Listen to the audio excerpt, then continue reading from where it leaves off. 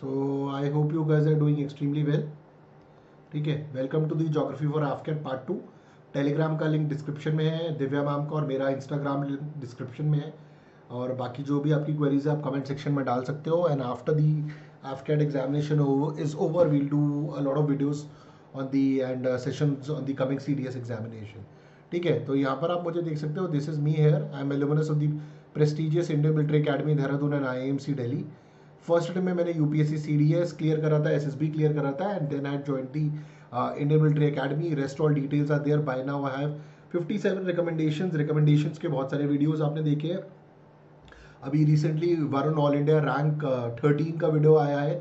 अमित का वीडियो भी आने वाला है, all India rank 41 for Indian military academy. And recently जितने भी मैंने पोस्ट डाले हैं अमंग दी लास्ट 5 और 6 रिकमेंडेशंस जो आपकी AFCAT और ODA की एंट्री आई है वो भी हम देखेंगे।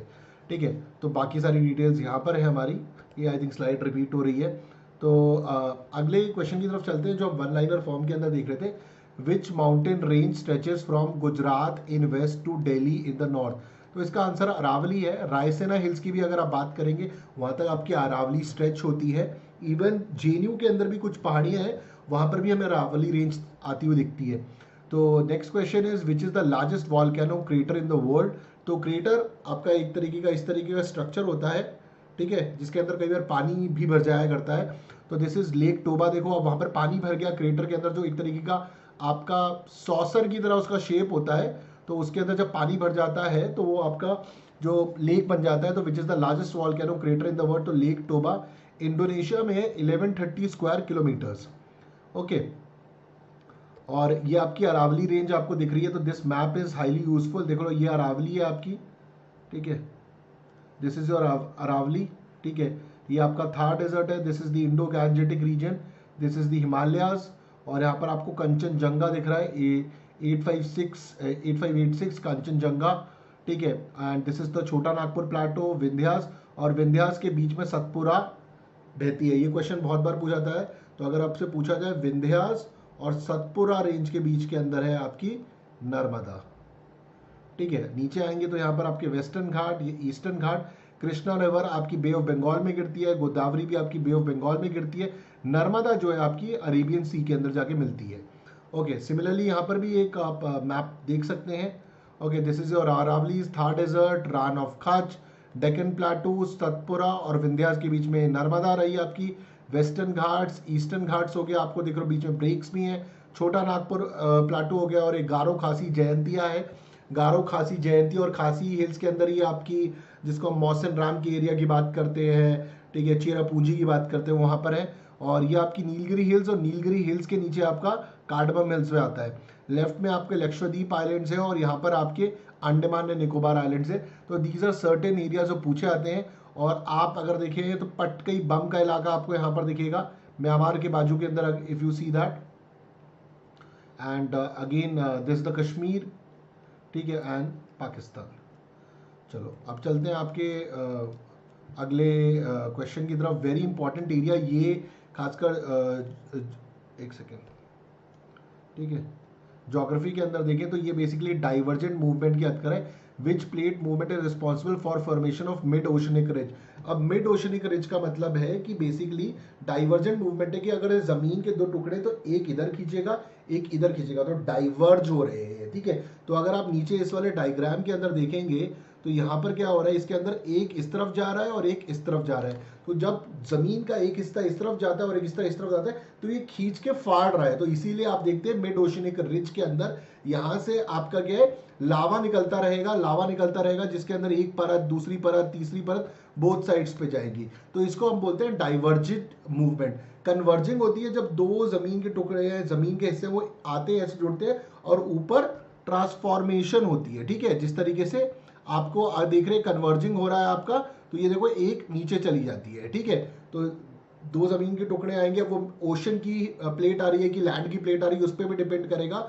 और इसके अंदर डिस्ट्रक्शन होता है, और ये ऐसे चली जाएगी, अंदर की तरफ घुस जाएगी। तो अगर आप डाइवर्जेंट प्लेट को देखें, ये स्प्रेडिंग हो रही होती है, क्योंकि ये जमीन तो ऐसे फटी, बट उसके अंदर से जो लावा निकल रहा है, बसाल्टिक लावा निकलेगा, उससे अलग अलग परतें बननी चलती रहेंगी। तो अगर हम डाइवर्जेंट देखें, मोशन इसका स्प्रेडिंग है। आप देखिए यहाँ पे स्प्रेड हो रहा है, यहाँ से जो आपका ये जो लावा निकलेगा ये स्प्रेड हो रहा है। कंस्ट्रक्टिव ओशनिक लिथोस्फीयर क्रिएटेड, तो इसके अंदर क्या है, जो आपका लैंड है वो क्रिएट होगा, ये ओशंस के नीचे ही मिलता है। टोपोग्राफी होगी रिज रिफ्ट, रिज रिफ्ट की तरह होगी। तो अगर आप देखेंगे यहाँ पर, अगर आप देखेंगे ऐसे एक थोड़े थोड़ा माउंटेन टाइप शेप आपको देखने को मिलेगा, ठीक है। तो एक पहाड़ जैसा मिलेगा आपको, ठीक है, एक पहाड़ जैसा मिलेगा। उसके बाद वॉल्केनिक एक्टिविटी बिल्कुल होगी। कन्वर्जेंट होती है सबडक्शन, सबडक्शन के अंदर दो प्लेटें आएंगी और एक प्लेट आपकी नीचे चली जाएगी, ठीक है, एक प्लेट आपकी नीचे की तरफ घुस जाएगी। तो this is destructive oceanic lithosphere, इसमें डिस्ट्रॉय हो जाता है, ठीक है। तो ओशनिक जो लिथोस्फीयर होता है, ओशन का जो लैंड सिस्टम है वो जमीन के नीचे जाता है। और यहाँ पर अगर आप देखोगे इस एरिया के अंदर जहां पर ये टकराता है ट्रेंचेस बनते हैं, ट्रेंचेस मतलब खाई बनती है वहां पर, ठीक है, बहुत गहरी गहरी खाइयां बनती हैं। ट्रेंच होता है, वॉल्केनिक एक्टिविटी यस होता है, और ट्रांसफॉर्म बाउंड्री हम बोलते हैं जिसके अंदर जो जमीन के टुकड़े हैं वो ऐसे ऐसे जाते हैं, ठीक है, अलग अलग डायरेक्शन में मूव करते हैं वो। तो इसको हम बोलते हैं लैटरल स्लाइडिंग, जो आप यहाँ पर देख रहे हो यहाँ पर, ठीक है। तो कंजर्वेटिव होता है इसके अंदर भी, lithosphere neither created not destroyed, कुछ भी ना बन रहा है लैंड ना डिस्ट्रॉय हो रहा है, नो मेजर इफेक्ट, और वॉल्केनिक एक्टिविटी नहीं होती है इसमें, ज्यादातर आपके अर्थक्वेक्स आते हैं, ठीक है। तो ये ट्रांसफॉर्म बाउंड्री है, ये कन्वर्जेंट बाउंड्री है और डाइवर्जेंट। मिड ओशनिक रिज में जो होती है उसके अंदर आपकी डाइवर्जेंट है। कन्वर्जेंट हम देखते हैं कि माउंटेन फॉर्मेशन के अंदर कन्वर्जेंट बाउंड्रीज बहुत आपको देखने को मिलेंगी, ओके। तो अब चलते हैं आपके अगले हिस्से की तरफ। इन हाउ मेनी स्टेट्स, ठीक है, in how many states share the coast line, ठीक है। तो कौन कौन से स्टेट इंडिया में कोस्ट लाइन शेयर करते हैं, स्टेट्स की बात कर रहा हूं मैं, ठीक है। तो 9 स्टेट्स करते हैं आपके, गुजरात, महाराष्ट्र, गोवा, कर्नाटका, केरला, तमिलनाडु, आंध्र प्रदेश, उड़ीसा, वेस्ट बंगाल। और अगर हम इसमें बात करें इसमें सबसे लंबी कोस्ट लाइन किसकी है, तो वो आपकी गुजरात की होगी। अगला है tornadoes are very strong tropical cyclones originating in which sea. तो टॉर्नेडोज कहां पर बनते हैं, वो बनते हैं आपके कैरिबियन सी के अंदर। तो टॉर्नेडोज, ट्रॉपिकल साइक्लोन्स, इनका मैं आपको एक डायग्राम भी दिखा देता हूं यहाँ पर। अगर आप देखेंगे तो ये जो, अगर आप ये वाला एरिया देखेंगे आपके साउथ अमेरिका और नॉर्थ अमेरिका वाला, इस एरियाज में जो बनते हैं उनको हम बोलते हैं हरिकेन्स, ठीक है। अब ये इंडिया वाला अगर आप एरिया देखेंगे, इंडिया ऑस्ट्रेलिया के ऊपर अफ्रीका की साइड में, ये साइक्लोन एरियाज है। तो basically they are different names. और चाइना के वेस्ट में आप देखेंगे तो this is the area of typhoons. तो कई बार ये पूछा जाता है कि हरिकेन्स क्या आते हैं, हरिकेन्स आपको मिलेंगे अमेरिका के साइड के ऊपर। साइक्लोन्स की अगर आप बात करेंगे तो ये आपके साउथ ईस्ट एशिया के ट्रॉपिक्स में मिलेंगे। वेस्टर्न साइड ऑफ एशिया आप जाएंगे तो वहां पर आपको टाइफून्स मिलेंगे। तो areas in which tropical storms form typical path है जो आपको यहाँ पर देखने को मिल रहा है, ओके। एंड टॉर्नेडोज ये कैरेबियन सी का है, यहां पर भी आपको टॉर्नेडोज मिलते हैं। इस वाले डायग्राम से आपको ये और भी क्लियर होगा, ठीक है। तो tornadoes are very strong tropical soil originating in which sea, Caribbean sea, ठीक है। टॉर्नेडोज आपको इस डायग्राम में नहीं दिख रहा होगा, तो यहां पर तो आपको बेसिकली हरिकेन्स दिख रहे हैं, but tornadoes also in this region. तो अब क्वेश्चन ये आता है कि इनमें डिफरेंस क्या होता है, व्हाट इज द डिफरेंस। तो अगर आप देखोगे ये डायग्राम से थोड़ा तो हमें, ठीक है, थोड़ा तो हमें इससे आइडिया लगता है। अगर आप देखोगे ये हरिकेन है, ये साइक्लोन है, ये टॉर्नेडो है। तो technically a cyclone is any kind of circular wind system जिसमें हवा गोल घूम रही है, but now it is only used to describe strong tropical cyclone जो कोस्ट ऑफ इंडिया में पाए जाते हैं। इंडिया के अंदर हरिकेन्स नहीं होते, टॉर्नेडो नहीं होते, इंडिया में होता है साइक्लोन्स, ठीक है। तो hurricanes and typhoons are the same thing but in different places. तो ये अलग अलग नाम है अलग अलग जगहों के हिसाब से। फ्लोरिडा के अंदर इसको हम बोलते हैं हरिकेन, फिलीपींस में सेम चीज को बोला जाएगा typhoon. Hurricanes occur in the Atlantic and typhoon in the Pacific. तो हरिकेन कहां पर होगा, आपका अटलांटिक की तरफ होगा, टाइफून्स आपके पैसिफिक की तरफ होंगे। So basically hurricanes and typhoons form over water and are huge, while tornadoes form over land are much smaller in size. एक बहुत बड़ा बेसिक डिफरेंस, हरिकेन हो गया, टाइफून्स हो गया, ये पानी पे बनते हैं। For that matter even cyclone भी आपके पानी में बनता है। एक पर्टिकुलर टेम्परेचर चाहिए होता है और जैसे ही साइक्लोन आपकी जमीन पे आएगा, लैंड पे आएगा, वो खत्म हो जाएगा, ठीक है, the energy would be dissipating. और अगर हम टॉर्नेडोज की बात करें, tornadoes form over land and are much smaller in size.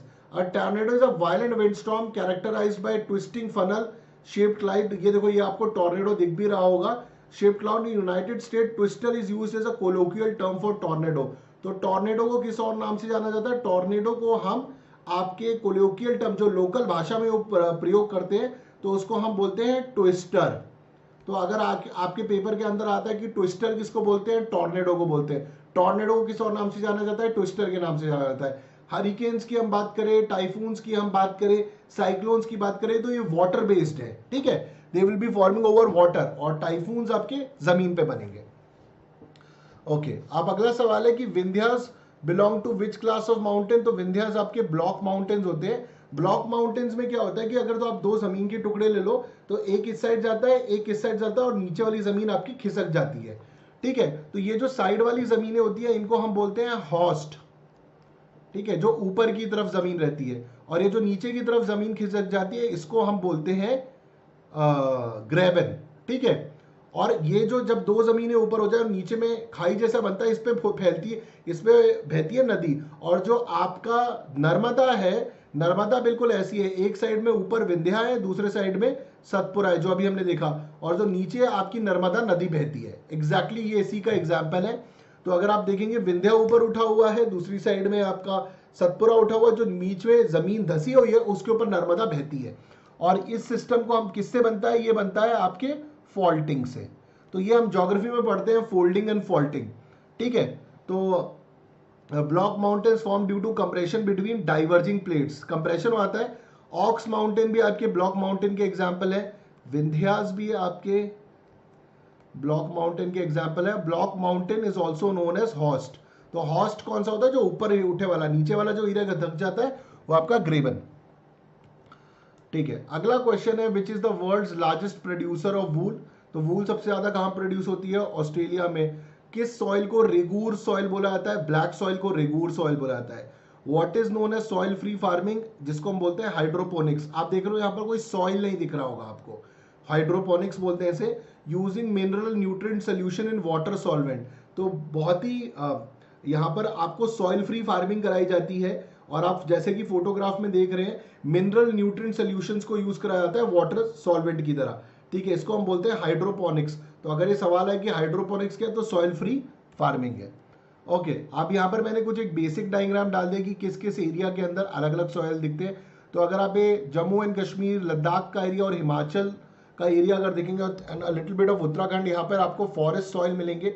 उसके बाद अगर हम उत्तर प्रदेश के इलाके के अंदर आते हैं, जहां तक बेसिकली गंगा वैली सिस्टम को हम देखते हैं, गंगा रिवर सिस्टम को देखते हैं, तो यहाँ पर आपको मिलेगा, ठीक है, यहाँ पर आपको मिलेगा alluvial soil. This is all your alluvial soil, okay, जो आपको थोड़ा नॉर्थ ईस्ट में भी मिलेगा। रेड एंड येलो सॉइल अगर आप देखेंगे, रेड एंड येलो सॉइल आपको नॉर्थ ईस्ट में मिल रहे हैं। And eastern side of India में मिलेंगे आपको छत्तीसगढ़, झारखंड, उड़ीसा, आंध्र प्रदेश के इलाके के अंदर, okay, and a little bit on the Karnataka and Kerala side भी मिलेगा। और ये वाला जो इलाका है आपका, दिस इज दी जो महाराष्ट्र का इलाका है, मध्य प्रदेश का इलाका है, यहाँ पर आपको ब्लैक सॉइल भी मिलेगा।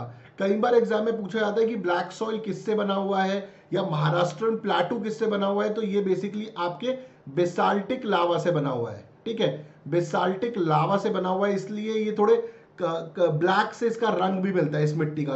तो बेसाल्टिक लावा से बना हुआ है ये जो इलाका आप देखेंगे, अ little bit of Gujarat also. उसके बाद लैटरल सॉइल आपको देखेंगे केरला पे, केरला और गोवा के इलाके के अंदर कोस्टल एरियाज में हमको देखने को मिल रहे हैं लैटरल सॉइल। इन एंड थोड़ा थोड़ा और पार्ट में, थोड़ा सा नॉर्थ ईस्ट में भी दिख रहा है, and on the eastern side of India भी देखने को मिल रहा है। एरिड सॉइल जिसकी हम बात कर रहे हैं, एरिड सॉइल आपको मिलेगा थार डेजर्ट की तरफ, ठीक है। तो ये आपका अगर आप देखेंगे थार डेजर्ट की तरफ आपको देखने को मिलेगा ये, okay, arid soil and a little bit of touching to the Gujarat side also. और आई थिंक हमने सब कवर कर लिया है मोटा मोटा इसको, ठीक है। तो अब मूव करते हैं हम अगली जगह, ठीक है। Which industry in India was worst affected because of the partition? तो that was jute and cotton. तो इंडिया में विच इंडस्ट्री वॉज सबसे ज़्यादा इफेक्ट हुई थी पार्टीशन की वजह से, जब भारत आज़ाद हो रहा था और भारत और पाकिस्तान में बचा जूट और cotton. What is the exact time taken by earth for single rotation on its own axis? 23 hours 56 minutes 4.09 second.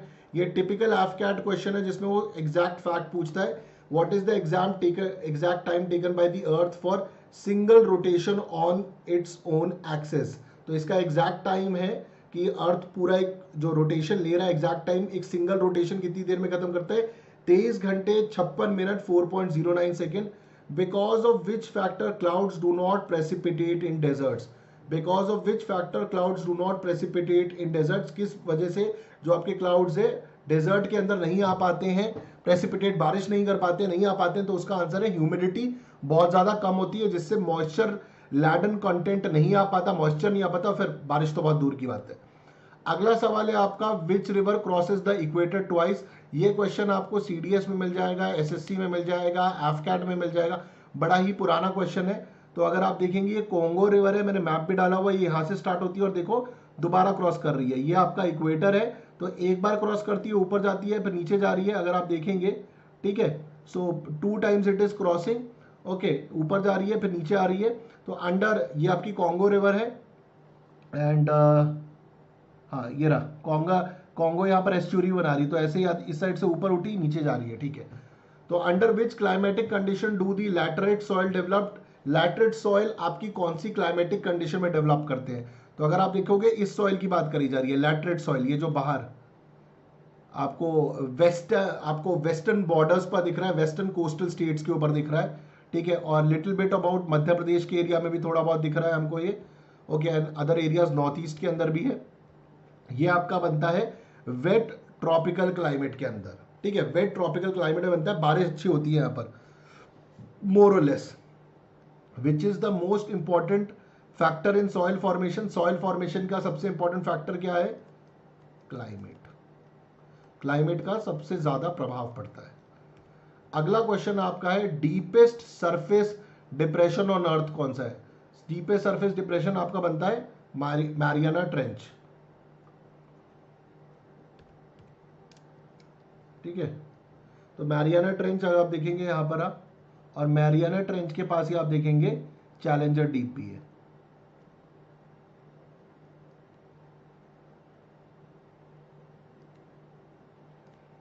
ठीक है।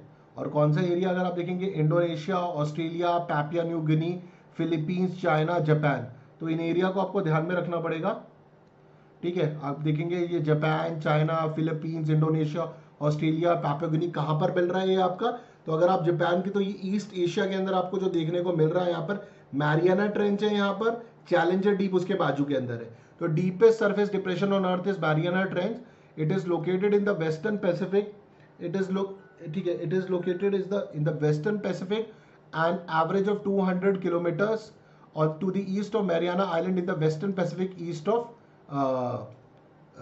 फिलीपींस, ठीक है। तो ईस्ट ऑफ फिलीपींस आपको देखने को मिला है, अगर आप देखेंगे मैप के हिसाब से देखेंगे नॉर्थ वेस्ट वेस्ट ईस्ट, तो इसीलिए ईस्ट ऑफ फिलीपींस हो गया। Word isoneph represent the lines of equal cloudiness, तो ये आइसोनेफ और इस टाइप की 3-4 वर्ड्स होते हैं जो हमें लगातार देखने को मिलते रहते हैं, ठीक है। क्लाउड का आ गया, टेम्परेचर का आ गया, तो आइसोनेफ क्या है, जो मैप के ऊपर इक्वल क्लाउडनेस को लाइंस को मिलाता है उसको हम बोलते हैं आइसोनेफ। अगला क्वेश्चन है आपका, country through which both equator and tropic of Capricorn pass, ठीक है। तो ये अगर आप देखोगे, ठीक है, country through which both equator and tropic and Capricorn pass, तो ये रहा आपका ब्राजील में इक्वेटर भी और ट्रॉपिक ऑफ कैप्रिकॉर्न भी है, और इक्वेटर के ऊपर आप जाओगे तो क्या आएगा, ट्रॉपिक ऑफ कैंसर। ये आपकी कैरेबियन सी है, north Pacific ocean, south Pacific ocean, south Atlantic ocean, और ब्राजील में दोनों ही पास हो रहे हैं, इक्वेटर और ट्रॉपिक ऑफ कैप्रिकॉर्न। तो पहले है आपका ट्रॉपिक ऑफ कैंसर, उसके बाद है आपका इक्वेटर, अगर हम नॉर्थ से साउथ जाए, उसके बाद है ट्रॉपिक ऑफ कैप्रिकॉर्न, ओके। अगली चीज है आपकी, what is the name of the soil rich in calcium, जिस सॉइल के अंदर कैल्शियम की मात्रा ज्यादा होती है उस सॉइल को क्या नाम से बुलाया जाता है, उसको हम बोलते हैं पीडोकॉल, क्या बोलते हैं, पीडोकल, sorry, I beg your pardon, pedocal. It is a class of soil which forms in semi-arid and arid region. It is rich in calcium carbonate and has low soil organic matter, ठीक है। So what is the name of the soil जो rich in calcium है, उसको बोला जाएगा पीडोकैल। और इसके अंदर क्या होगा, ये आपको सेमी एरिड और एरिड रीजन्स में मिलेगा, जैसे कि डेजर्ट एरिया से मिलेगा, या जो सूखे एरिया है या मिडिल लेवल के सूखे एरियाज है वहां पर मिलेगा, ठीक है। और ये क्या होगा, कैल्शियम इसमें बहुत ज्यादा होगा, कैल्शियम कार्बोनेट। और सॉइल ऑर्गेनिक मैटर कम होगा। ऑर्गेनिक मैटर अगर कम होगा तो इतनी अच्छी खेती नहीं हो पाएगी उसकी। ऑर्गेनिक मैटर की तो आपको जरूरत पड़ती है ना। अगला क्वेश्चन है, which country has maximum damage to forest been caused by acid rain. बड़ा अच्छा सवाल है कि कौन सी कंट्री में एसिड रेन की वजह से जो वहां पर जंगल थे, पेड़ पौधे थे, वो बहुत ज्यादा डिस्ट्रॉय हुए हैं। उसका आंसर है पोलैंड। पोलैंड में सबसे ज्यादा डिस्ट्रक्शन हुआ है इसका। ओके,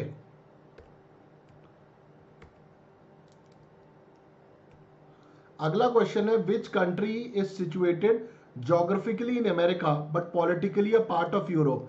तो अब सवाल ये बोलते हैं कि ये ज्योग्राफी के हिसाब से अगर आप देखोगे इसकी स्थिति कहां पर है, ठीक है, ये मतलब एक्चुअली ज्योग्राफी के भूगोल के हिसाब से ये कहां पर है, तो भूगोल के हिसाब से ये अमेरिका में है, अमेरिका का पार्ट है। बट अगर पॉलिटिकली अगर आप बोलोगे पॉलिटिकली कहां का पार्ट है, politically it is part of Europe. तो the answer is that Greenland, ठीक है। तो ज्योग्राफिकली अमेरिका का पार्ट है अगर आप मैप में देखोगे, and politically it's a part of Europe.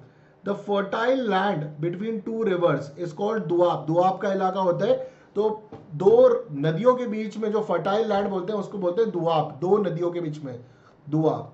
अगला है, which state separates Africa from Europe. तो ये स्टेट ऑफ गिब्राल्टर है आपका, जो अफ्रीका को सेपरेट करता है आपके यूरोप से। अगर मेरे पास एक फुल मैप हो तो शायद मैं आपको दिखाने की भी कोशिश करूं, अगर वर्ल्ड मैप, हाँ जैसे अगर, हाँ ये हो गया, तो ये जो आपका स्ट्रेट ऑफ गिब्राल्टर है यहाँ पर कहीं होगा, ठीक है, ये बिल्कुल इसी इलाके के अंदर होगा जो आपके यूरोप को अफ्रीका से सेपरेट करता है, ठीक है।